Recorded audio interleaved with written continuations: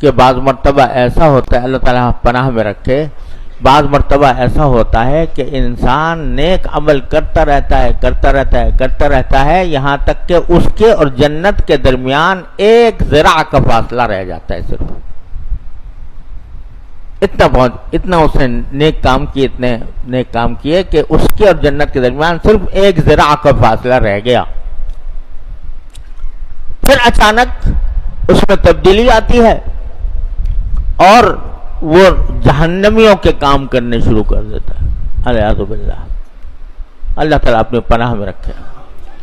جہنمیوں کے کام کرنے شروع کر دیتا ہے تو انجام، پھر خاتمہ جو ہے وہ اللہ بچائے جہنم کے اعمال کے اوپر ہوتا ہے.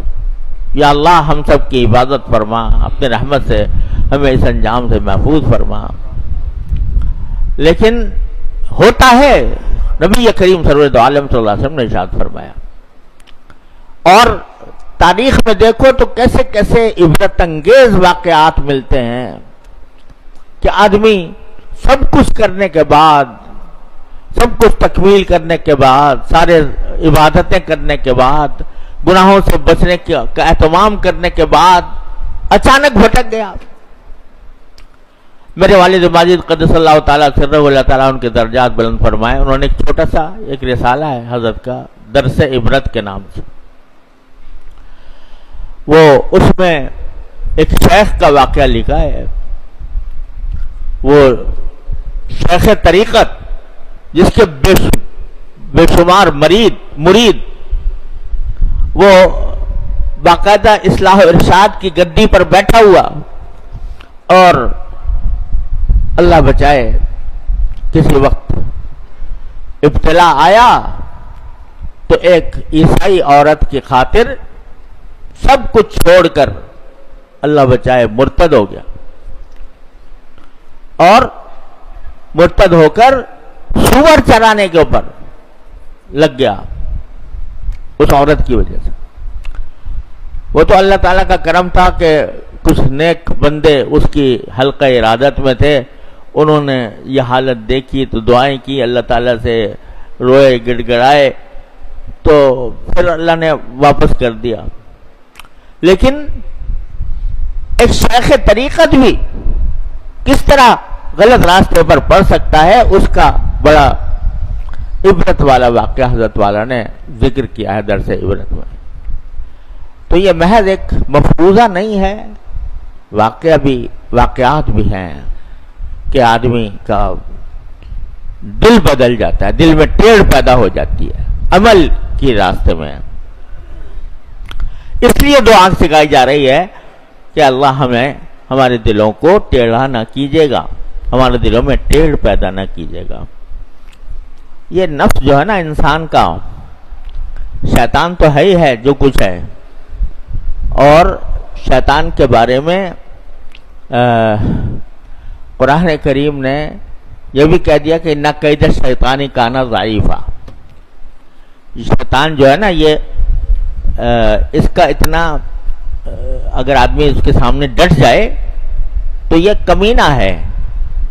کمینہ آدمی کی خاصیت یہ ہوتی ہے کہ اگر کوئی آدمی اس کے سامنے ڈھیلا پڑ جائے تو وہ شیر ہو جاتا ہے، اور اگر کوئی اس کے سامنے ڈٹ جائے تو بس وہ ڈھیر ہو جاتا ہے. اذا انت اکرمت الکریم ملکتہ وان انت اکرمت اللئیم تمردا.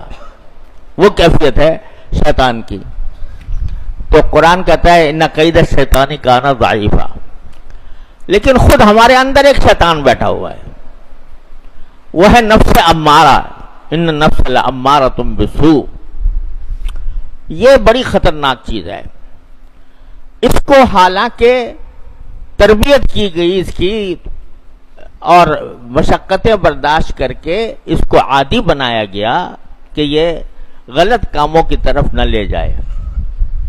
گناہوں سے پرہیز کرنے کی اس کو مشق کرائی گئی، اور اس کے لیے اپنے آپ پر زبردستی کرنے کا اہتمام کیا گیا. تو ذرا مشق اور محنت کے بعد یہ قابو آ جاتا ہے. शैतान तो जल्दी काबू में आ सकता है, नफ्स को काबू में लाने के लिए कुछ देर लगती है, इसको आदी बनाना पड़ता है, इसके लिए मशक और तरबियत करनी पड़ती है। तो अब जब तरबियत हो गई और वो गुनाहों से महफूज बज़ाहिर हो गया, ठीक ठाक अमल कर रहा है और किसी गुनाह में इब्तिला नहीं होता, लेकिन ऐसा नहीं है कि वो जो जज्बा था गुनाह की तरफ, जो मैलान था जज्बा, वो बिल्कुल खत्म हो जाए, वो फिर भी थोड़ा थोड़ा बाकी रहता है। और जरा उसको गफलत मिले तो उसमें वो फिर अचानक कोई फितना खड़ा कर देता है। तो इसलिए ये दुआ तलकीन की गई कि या अल्लाह हमारे दिलों में टेढ़ पैदा ना कीजिएगा, टेढ़ पैदा न कीजिए, अमल में टेढ़ पैदा न कीजिए।